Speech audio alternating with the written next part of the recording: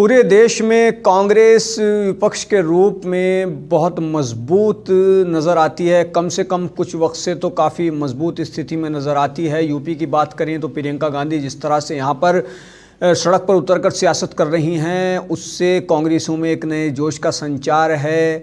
सहारनपुर, बिजनौर, उसके बाद मुजफ्फरनगर वो किसान पंचायत कर चुकी हैं, किसानों से मुखातिब हो चुकी हैं और साबित कर चुकी हैं कि कांग्रेस सियासी लड़ाई में किसी तरह से कम नहीं है। लेकिन अगर हम इसकी ज़मीनी सतह पर बात करें, बुनियादी स्तर पर अगर हम इसकी बात करें कि कांग्रेस कितनी मजबूत है, तो शायद ये बात कुछ कांग्रेसियों को बुरी ज़रूर लग सकती है, लेकिन है हकीकत यह है कि कांग्रेस पार्टी सत्ता की लड़ाई में भाजपा से लगातार पिछड़ती जा रही है। जी हाँ, इसमें कोई दो राय नहीं है कि एक के बाद एक शिकस्त भाजपा के हाथों कांग्रेस को खानी पड़ रही है। कांग्रेस की अगर हम बात करें तो कांग्रेस इस वक्त पंजाब, राजस्थान, छत्तीसगढ़, महाराष्ट्र और झारखंड को छोड़कर पूरे देश भर में सत्ता से बाहर है।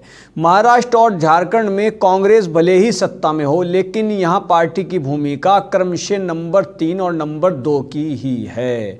जी हाँ, तो कांग्रेस पार्टी धीरे धीरे उसका दायरा कहेंगे कि सिमटता जा रहा है और काफ़ी कमज़ोर कांग्रेस होती जा रही है।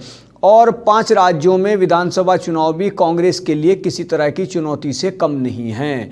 काबिल गौर है कि इस साल 5 राज्यों में विधानसभा चुनाव होने हैं, जिसमें पश्चिम बंगाल, तमिलनाडु, केरल, असम और पुडुचेरी शामिल है।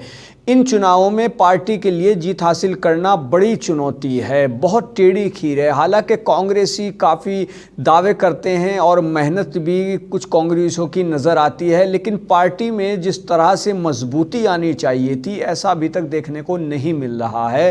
राहुल गांधी, प्रियंका गांधी, सोनिया गांधी काफ़ी मेहनत कर रहे हैं और प्रियंका गांधी की इस वक्त मेहनत सबसे ज़्यादा नज़र आती है। वो किस तरह से एक के बाद एक जनता के प्रोग्रामों को संबोधित कर रही हैं। कहीं किसान पंचायत का आयोजन किया जाता है तो कहीं और बैठक में वो जनता से मुखातिब होती हैं, किसानों से मुखातिब होती हैं, उनकी समस्याएं सुनती हैं और सत्तासीन भाजपा सरकार पर लगातार सियासी रूप से हमलावर भी प्रियंका गांधी पूरी तरह से हैं। राहुल गांधी के बयान भी सामने आते रहते हैं, लेकिन कांग्रेस की जो स्थिति है वो फ़िलहाल ऐसी है कि उससे उबार पाना बहुत ही मुश्किल है। अभी हाल ही में कांग्रेस को जो झटका लगा है वो ये साबित करता है कि कांग्रेस लगातार पिछड़ रही है। पुडुचेरी में सरकार गिरने के बाद कांग्रेस ने दक्षिण भारत में कर्नाटक के बाद दूसरा राज्य गंवा दिया है। कभी कांग्रेस के मजबूत गढ़ के रूप में माने जाने वाले दक्षिण में पार्टी सभी राज्यों में सत्ता से बाहर हो चुकी है। ऐसे में जो आगामी विधानसभा चुनाव होने हैं, जिनमें पश्चिम बंगाल भी शामिल है और कुछ और राज्य भी शामिल हैं, 5 राज्यों में चुनाव इस वर्ष होने हैं, तो वहाँ पर कांग्रेस के लिए मजबूती हासिल करना बहुत ही मुश्किल नज़र आता है। कोई करिश्मा हो जाए तो बात अलग। और दरअसल इसकी बड़ी वजह यह है कि कांग्रेस कई जगहों पर संगठनात्मक तौर पर भी मजबूत नहीं है।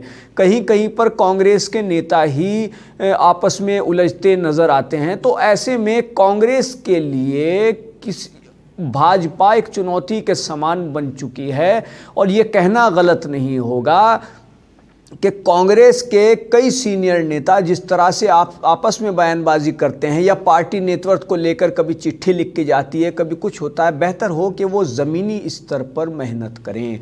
अगर वो ज़मीनी स्तर पर मेहनत करेंगे तो इसके नतीजे मुस्तकबिल में काफ़ी बेहतर देखने को मिलेंगे। कांग्रेस देश की सबसे पुरानी पार्टी है, सबसे लंबे समय तक शासन रहा है, लेकिन आज कांग्रेस की क्या स्थिति है ये किसी से छुपी नहीं है। यूपी की अगर हम बात करें तो यूपी में कुछ ज़िलों को लेकर छोड़ करके, जैसे सहारनपुर ज़िला है, तो सहारनपुर ज़िले में कांग्रेस काफ़ी मजबूत स्थिति में मानी जाती है। यहाँ पर कांग्रेस के 2 विधायक हैं और जनाधार वाले नेता इमरान मसूद भी काफ़ी समय से कांग्रेस में हैं और ज़मीनी स्तर पर प्रयास भी कर रहे हैं। 1-2 ज़िलों में और भी कांग्रेस मजबूत स्थिति में है, लेकिन इससे काम चलता नहीं है। इस कांग्रेस को बुनियादी तौर पर मजबूत होने की ज़रूरत है और ये बात हर एक कांग्रेसी को मान लेनी चाहिए कि कांग्रेस को मजबूत करने के लिए काफ़ी कुछ प्रयास करने होंगे, जनता के दिलों तक जाना होगा। तो बने रहिए हमारे साथ, कीजिए सब्सक्राइब। धन्यवाद।